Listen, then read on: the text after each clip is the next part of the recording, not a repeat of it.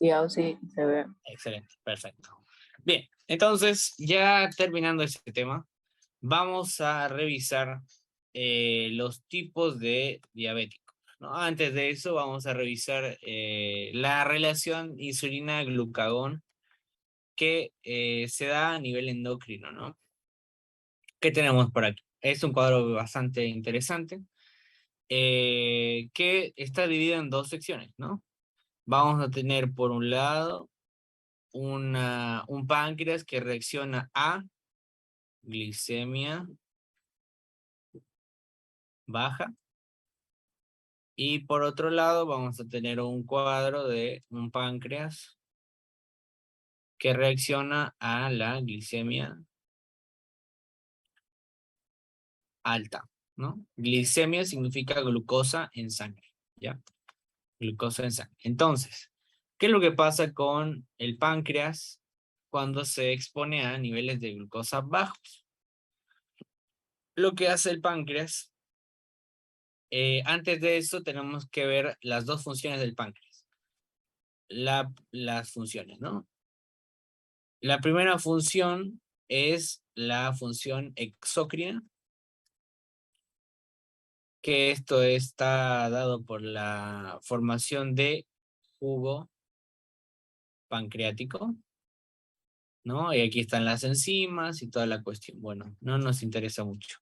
La segunda función del páncreas, que es la endocrina, es la que nos premia en este caso. ¿Qué función tenemos con la función endocrina? Para empezar, si es que lo analizamos a nivel histológico, tenemos a la función exócrina, y es decir, la formación de jugo pancreático, dado primordialmente por los acinos, se llaman, ¿ya? Acinos pancreáticos. Es decir, la parte o la fracción glandular del páncreas, ¿no? Es decir, los acinos, ¿no? La parte endocrina está dada por células, ¿ya? En este caso, el famoso islote, ¿no? Islote de Langerhans. ¿Qué células hay en el islote de Langerhans? ¿Quién recuerda? Hay células alfa, beta Y Gamma. y delta. y delta, ¿no? Hay células alfa, hay células beta y hay células delta, ¿no? Ahora, alfa me va a formar glucagón. ¿Ya? Glucagón. Beta me va a formar insulina. Y las células delta o células D también se llaman, me van a formar somatoestatina. Somatoestatina, ¿ok? El islote de Langerhans está formado por tres tipos de células. Células alfa, células beta y células delta. La célula alfa forma glucagón, la célula beta forma insulina y la célula delta forma somatostatina. Ahora, dependiendo del nivel de glucosa en sangre, se va a activar una u otra célula. ¿Ya? En este caso, cuando hay un nivel bajo de glucosa, el que se va a activar es el glucagón. ¿Ya? Entonces, el glucagón se secreta primordialmente en las células alfa, ¿no? El glucagón lo que hace es que viaja por vía. ¿Por qué vías viajan las hormonas?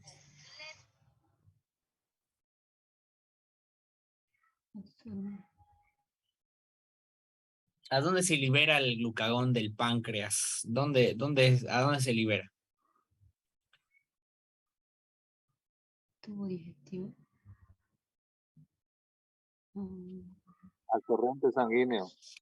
Al torrente Torrente sanguíneo, sanguíneo. exactamente, ¿no?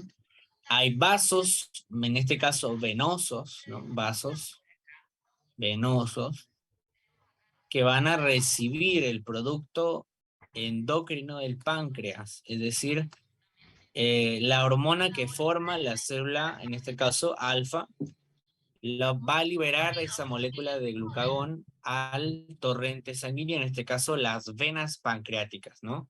Las venas pancreáticas, la gastroduodenal, la pancreatoduodenal superior e inferior. La cuestión es que este drenaje venoso va a ir a parar ¿a dónde? ¿Cómo es el drenaje venoso del abdomen? ¿Quién recuerda? ¿Qué vaso sanguíneo importante está aquí debajo del hígado? La vena porta.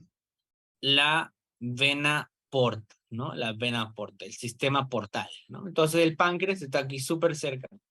Entonces libera su hormona, en este caso el glucagón, la libera a los vasos venosos del páncreas, que terminan de un cierto modo yendo al sistema portal, ¿no? El sistema portal entrega toda la sangre venosa al hígado y en el hígado es que se da la función del glucagón. En este caso, ¿qué es lo que hace el glucagón? Lo que hace el glucagón es que induce a la glucógeno lisis. ¿Ya? Repito, glucógeno lisis. ¿Qué significa? Que va a tomar al glucógeno. ¿Qué era el glucógeno? ¿Qué es el glucógeno? Reservas de Glucosa glucosa. almacenada. Bien, es un mecanismo de reserva de glucosa, en este caso animal, Polisacárido. ¿no? Es un polisacárido, excelente, ¿no? Es una molécula gigante que tiene, tengo entendido que tiene 5.000 a 8.000 unidades de glucosa por molécula. Unidad de glucosa por molécula. La cuestión es que el glucagón lo que hace, y este glucógeno se almacena aquí en el hígado, ¿no? En el hígado se almacena el glucagón. Entonces, toda la glucosa que no se utiliza a nivel periférico va al hígado y se almacena como glucosa de reserva, ¿ya? De reserva en todo el hígado, ¿ya? En este caso, el glucagón llega y lo que hace es que favorece a la glucógenolisis, es decir, al quiebre de la molécula de glucógeno para convertirla en lo que se llama la glucosa libre, ya que es un monosacárido, es decir, glucosa, ya, glucosa. Ahora, esta decisión o esta glucógenolisis, repito, glucógenolisis, hace que se libere glucosa libre al torrente sanguíneo y lo que hace es que aumenta el valor de glicemia. Ya, supongamos que aquí estaba, no sé, en 40 miligramos de decilitro. No es normal, ¿no? Entonces, ¿qué es lo que hace el páncreas? Te aumenta la glicemia. Entonces, no solamente tenemos que verlo al páncreas como un órgano hipoglicemiante, es decir, que va a bajar la glucosa en la sangre, no, sino que también la aumenta cuando hace falta, ¿ya? Cuando hace falta. En este caso, a través de esta hormona, ¿no? Entonces, si inició con 40, va a terminar con un sólido 70, ¿no? Miligramos de decilitro. Esa es otra característica de la función de hiper o hipoglicemiante del páncreas, es que procura mantener esa glicemia en valores normales, ¿ya? Es decir, yo no voy a tener un valor, de 70 a 99 miligramos de decilitro de forma estable. No, ¿por qué? Porque yo en el día a día hago actividades, ¿no? Y no siempre como en horas determinadas, ¿no? Supongamos que en la mañana no desayunaste y tu glucosa estaba en 70 porque sos un paciente de 20, 22 años de edad, tenés tu páncreas relativamente saludable, tu hígado relativamente saludable también, entonces amaneciste con 70 miligramos de decilitro de glucosa en sangre. Pero ¿qué pasa después? Te levantas, empiezas a caminar, tomas el micro, empiezas a pensar en una u otra cosa, entonces tu glucosa se baja el nivel de glucosa porque la empiezas a ocupar. Entonces, ¿qué hace el páncreas? Aumenta tu glicemia, pero no la aumenta tan drásticamente. La va a aumentar, pero dentro del parámetro normal, ¿no? Dentro del rango normal. el páncreas de por sí no genera ese efecto hiperglicemiante, ¿ya? Entonces, a través de este mecanismo que se da, ¿no? Ahora, ¿qué es lo que pasa a la inversa cuando el nivel está alto? Cuando el nivel de glucosa está alto. Lo que sucede es que ya no se activa la célula alfa, sino ¿cuál se activa? ¿Qué célula se activa? Cuando La está beta. alta. Célula beta. La célula beta. ¿Por qué? Porque la célula beta me va a formar insulina. Me va a formar insulina, ¿no? Lo que hace la célula beta es que, por un lado, hace varias cosas, ¿no? Hace varias cosas. Una de las cosas que hace es que induce a la entrada de glucosa a la célula, por un lado, ¿no? Es una de las formas con las cuales reduce la glucosa en sangre. La mete dentro de las células a nivel periférico. Ya es la primera cosa que hace. La segunda cosa que hace la insulina es la glucógeno génesis. ¿Qué significa glucógenogénesis? Significa que la insulina va a favorecer a la formación de glucógeno en el hígado, ¿ya? Es decir, que promueve, favorece, ayuda, coadyuva, empuja, fuerza la formación de glucógeno en el hígado. Es decir, que va a tomar esa glucosa extra que hay en la sangre y la va a convertir en glucógeno a nivel hepático, ¿no? En el hígado, ¿no? Entonces, de esa forma es otra manera que hace la insulina, es otra vía que utiliza la insulina para disminuir la cantidad de glucosa en sangre, ¿no? Entonces, una es que favorece la entrada de glucosa a la célula, la segunda es que favorece la formación de glucógeno en el hígado. Glucógeno génesis, ¿ya? Glucógeno génesis. Ahora, otra función que tiene la insulina es la función de de anabolismo. Anabolismo. Es anabólica la insulina. Lo que hace es que reduce la acción, por así decirlo, o la función de las disacaridasas. Es decir, que va a disminuir la escisión o la destrucción de moléculas más grandes. Y al revés, en vez de destruir moléculas, como lo hace el glucagón, destruye moléculas de glucógeno para formar glucosa libre, en vez de hacer eso, hace lo inverso, forma moléculas grandes, ¿ya? Es decir, es una formadora de moléculas grandes, ¿no? En este caso, el glucógeno. En vez de destruirlo, va a formar glucógeno, ¿no? Va a formar glucógeno. Y de esta forma disminuye la glicemia, ¿no? Si es que empezó en 160, ¿no? Si es que empezó con 160, ahora ya está en 70, ¿no? Entonces, de ambas vías el páncreas funciona de una u otra manera, ya dependiendo de cuál sea el estímulo, cuál sea el origen, digamos, de la puesta en acción de este páncreas, ¿no? Y aquí está ya explicado de forma más gráfica, ¿no? El páncreas forma insulina, la insulina lo que hace es que forma glucosa a glucagón y de esta forma disminuye la glucosa en sangre, es decir, baja la glucosa en la sangre. Pero eso a su vez, la bajada de glucosa en sangre favorece a la liberación de glucagón, ¿no? A nivel pancreático, y el glucagón lo que hace es que degrada el glucógeno en glucosa y eso aumenta la glucosa en sangre. Es decir, es que es como un círculo vicioso que se da, ¿no? La insulina actúa, baja la glucosa en sangre. Después, si está muy baja, actúa el glucagón y la sube.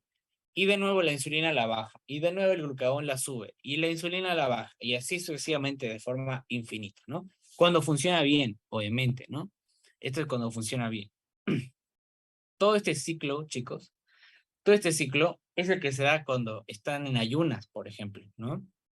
Cuando el paciente está en ayunas, esa glucosa se va a mantener en un valor normal, que es entre 70 y 99 miligramos de cilitro. Se va a mantener ese valor normal porque hay un equilibrio que está haciendo que funcione. Hay una parte que te baja la glucosa en sangre y otra parte que te la sube. Entonces, de esta forma se mantiene en un valor estable, ya en un valor estable. Ahora, ¿qué es lo que pasa con la liberación de la insulina? En este caso, la insulina también se libera por acción de la glucosa. En este caso, es un receptor específico de glucosa, el GLUT2, ¿no? Que está en el páncreas, el GLUT2. Específicamente en esta célula, que es la célula beta del páncreas, ¿no? Es decir, que cuando llega la glucosa al páncreas, en este caso cuando llega en grandes cantidades, lo que hace es que desencadena toda esta serie de mecanismos de control, ¿no? La glucosa entra, es fosforilada por la glucoquinasa, llega al ciclo de Krebs, en el ciclo de Krebs se sacan las moléculas de ATP, aproximadamente 32 moléculas de ATP por cada molécula de glucosa, 32. El aumento de ATP dentro de la célula va a generar ¿qué cosa? Va a generar que se bloquee un canal que se llama canal de potasio sensible al ATP, ¿ya? Entonces, el aumento de ATP dentro de la célula que fue causado por la hiperglicemia va a generar que se cierre este canal de potasio sensible al ATP. Al cerrarse este canal de potasio, se va a acumular potasio dentro de la célula. Ya ahí sabemos que el potasio lo que hace, su función principal es el de darle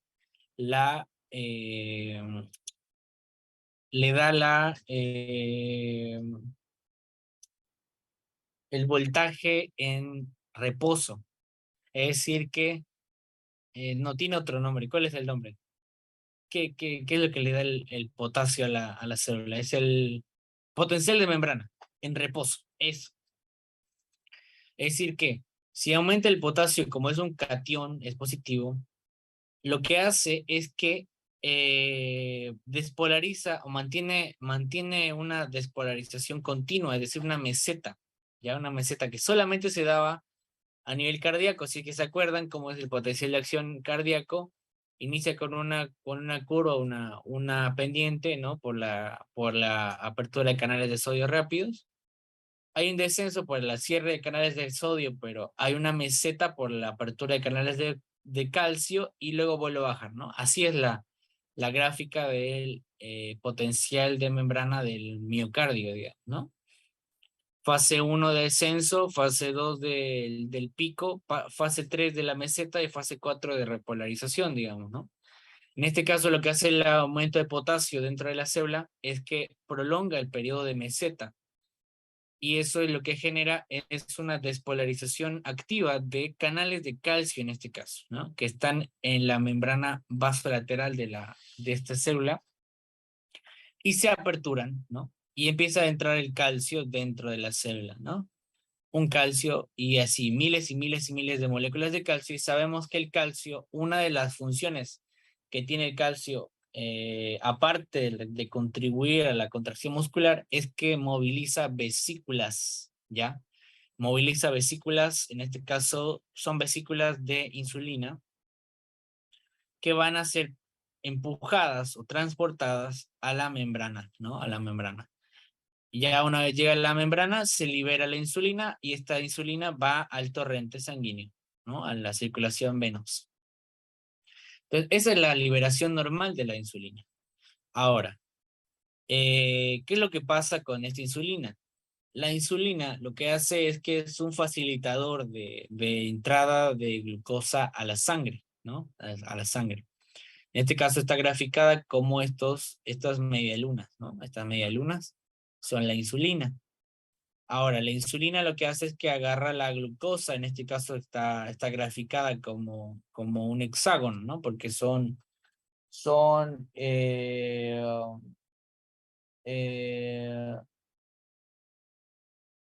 exoquinasas. No, ¿cómo se llama? Ah,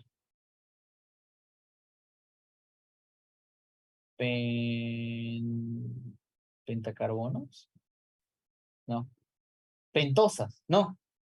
Claro, son pentosas. No. Exosas. Son moléculas de 6 carbonos, ¿no?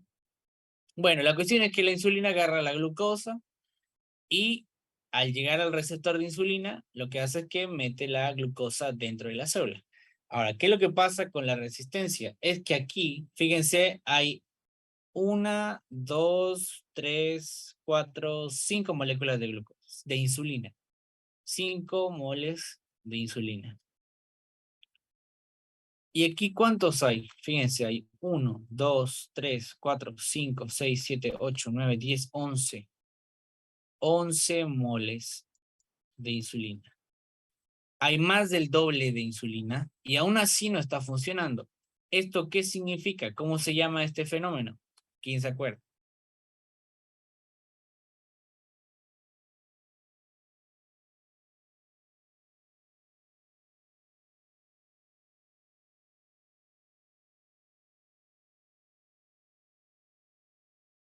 Hola. ¿Tolerancia? Ya tolerancia, resistencia más que nada, ¿no? Resistencia a insulina. Y fíjense cómo se deforma el receptor. Aquí es cóncavo y aquí el receptor ya es más angulado, ¿no? ¿Y esto es por qué? Porque la célula misma pasa a formar otro tipo de receptores porque está demasiado sobreexigido el tema de la estimulación de insulina de la célula. Entonces, ¿qué es lo que hace la célula? Forma un tipo diferente de receptor de insulina, ¿no? En este caso, ese nuevo receptor de insulina ya no capta la insulina endógena del paciente y desarrolla lo que se llama la resistencia a insulina, ¿no? Aquí están los perfiles de mis pacientes con diabetes, ¿no? Por un lado está el diabético tipo 1, el diabético tipo 2 y diabético gestacional, por ejemplo, ¿no? El diabético tipo 1, ¿qué característica tiene? Primordialmente es en jóvenes. La diabetes tipo 1 también se llama diabetes infantil, ¿ya? Infantil. Mayormente en jóvenes, en niños, ¿no? Inicio brusco, tiene las 4 P's de clínicas, ahorita vamos a ver las 4 P's.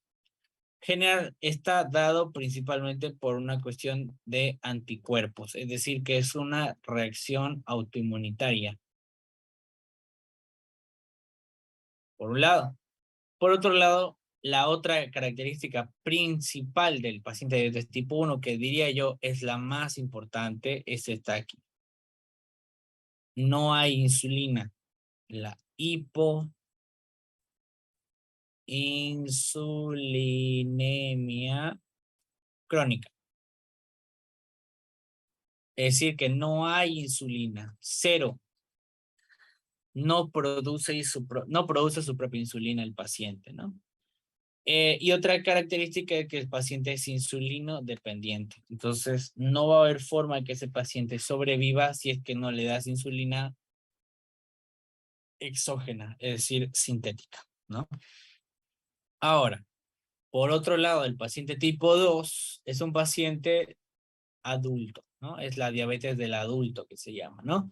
Pero obviamente hay excepciones, vamos a ponerlo con un asterisco, de diabetes tipo 2 en niños, ¿ya? Que se da en algunos casos.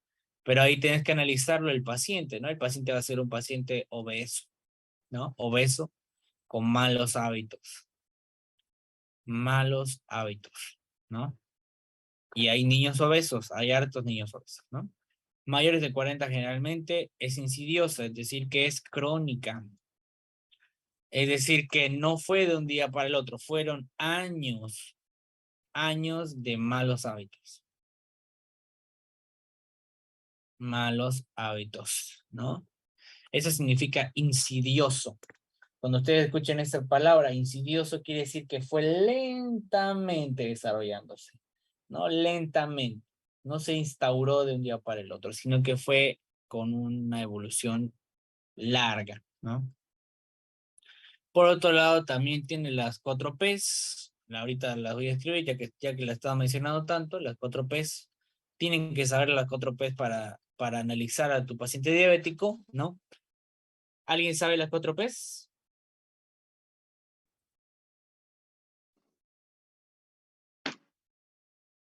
Poli, Uria.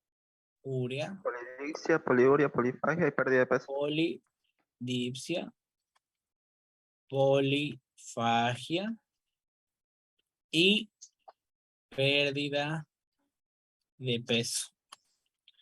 ¿Qué significa la poliuria? La poliuria significa que voy a orinar, orina Micción excesiva. más de 1.5 litros por día.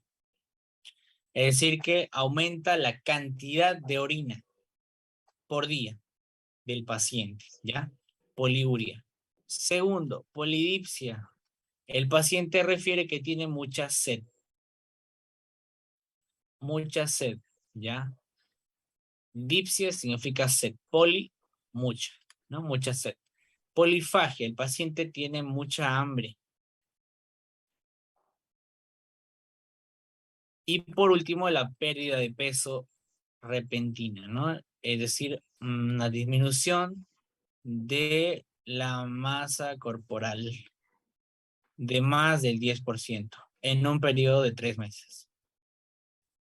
Bueno, la cuestión es que lo principal son estas 3 P's, las iniciales, poliuria, polidipsia, polifagia, que se dan en pacientes con diabetes tipo 2, primordialmente, que están en una etapa inicial llegando a la etapa intermedia de la diabetes.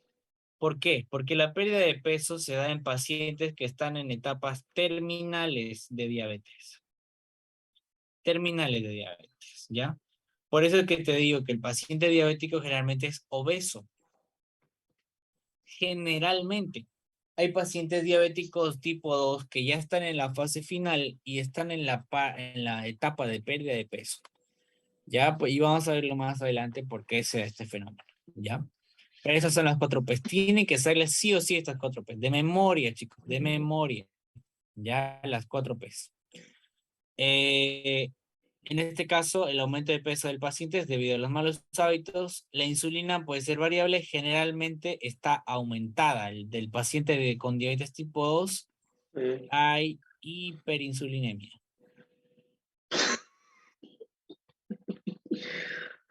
Híjole, pero fue muy difícil.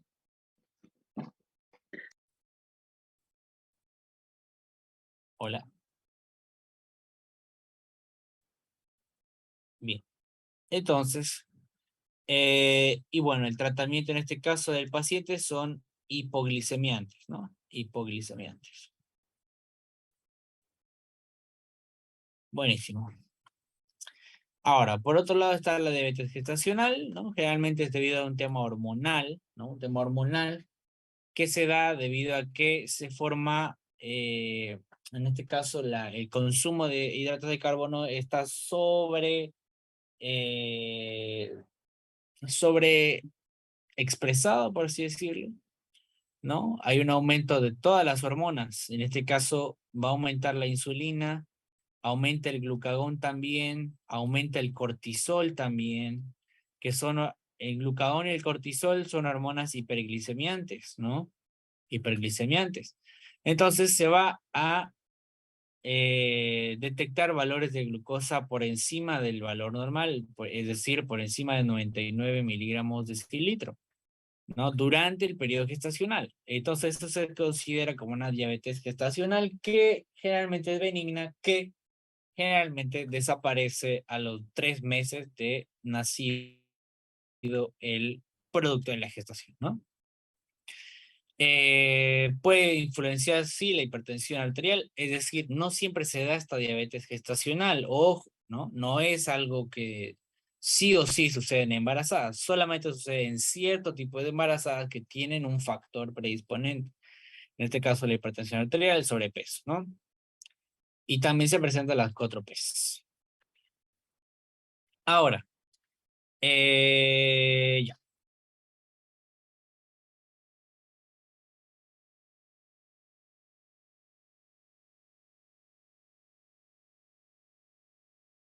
les invito a que... ya. Estos son los laboratorios, ya hablamos de los laboratorios. Esto es importante, anótenlo. Esto es importante. Esperen un segundo. Ay.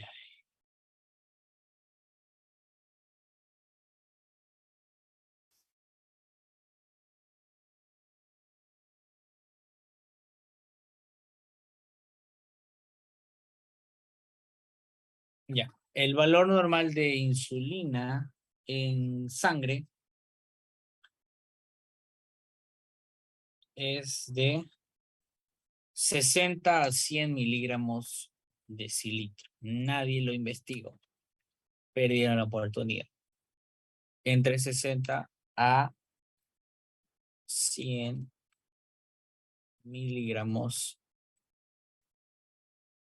de cilitro. Similar al valor del paciente, similar al valor de la glucosa, ¿no? Se dan cuenta, es bastante parecido. No me acordaba bien, che.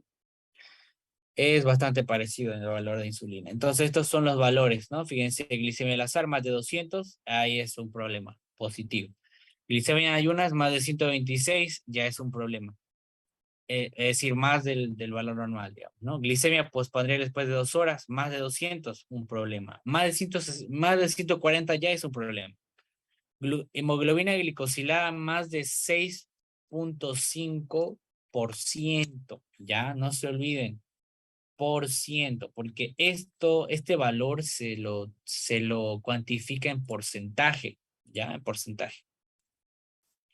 6.5%. En su laboratorio, cuando ustedes pidan hemoglobina glicosilada, le va a salir 6%. Le va a salir 5%. Si sale más de 6.5%, es diagnóstico más que seguro de diabetes. Ya, más que seguro de diabetes.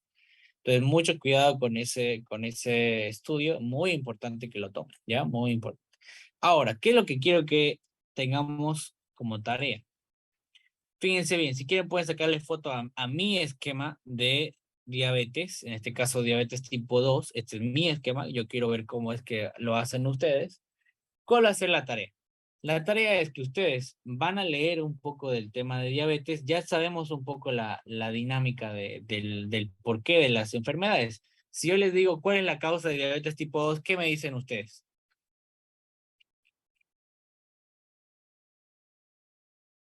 ¿Cuál sería la causa? Una mala alimentación durante mucho tiempo sería.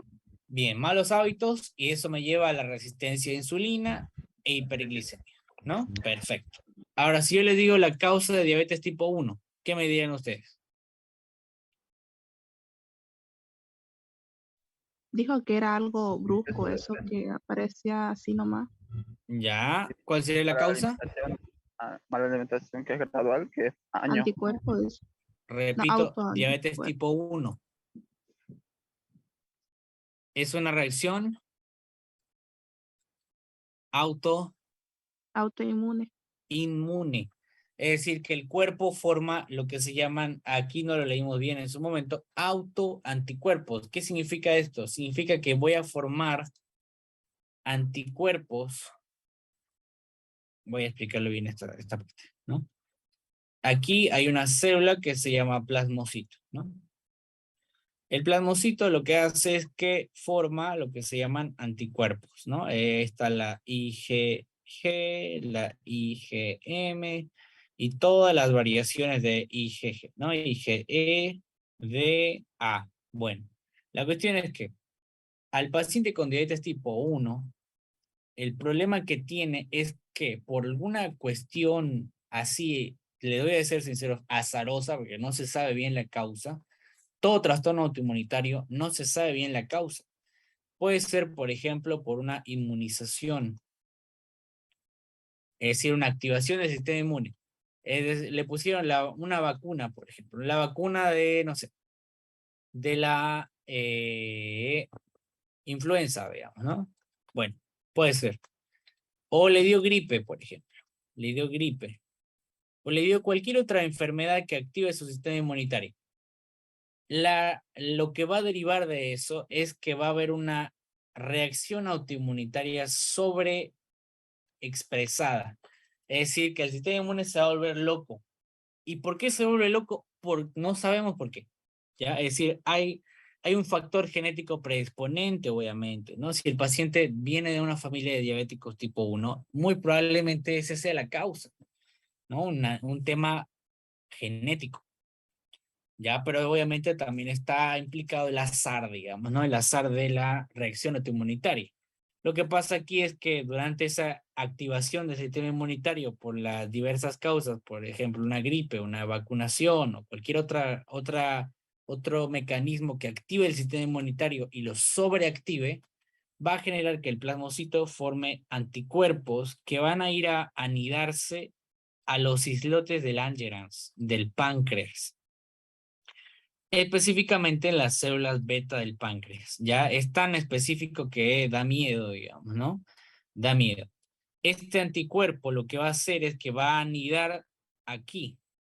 Esta función de acoplarse encima de la célula se llama opsonización. Opsonización. Entonces se va a anidar encima de la célula y la va a marcar, la va a taguear, por así decirlo.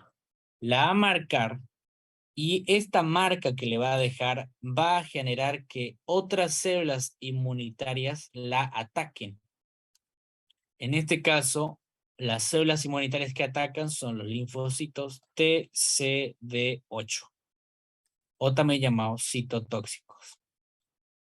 Por un lado, también están los linfocitos NK, ¿no? Es decir, que estas células revisan a todas las células del sistema y ven células tagueadas o células marcadas.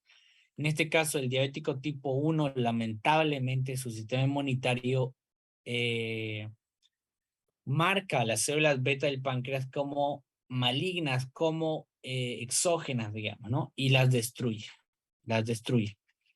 Así que ese es el mecanismo por el cual se desarrolla esta diabetes, porque si se dan cuenta no hay insulina, hay cero insulina porque el sistema inmunitario destruyó todas las células que forman insulina de este paciente, ¿no? Y esta reacción se da generalmente en pacientes jóvenes, ¿ya? En pacientes jóvenes, es decir, menores de 15 años, ¿ya? Entre los 8 y 10 años. Incluso antes se puede manifestar este tipo de diabetes tipo 1, ¿ya? Se está acabando el tiempo, vamos a volver en unos 5 minutos más para la lista, así que no se apuren, ¿ya? Y termino de dar los pormenores de la tarea.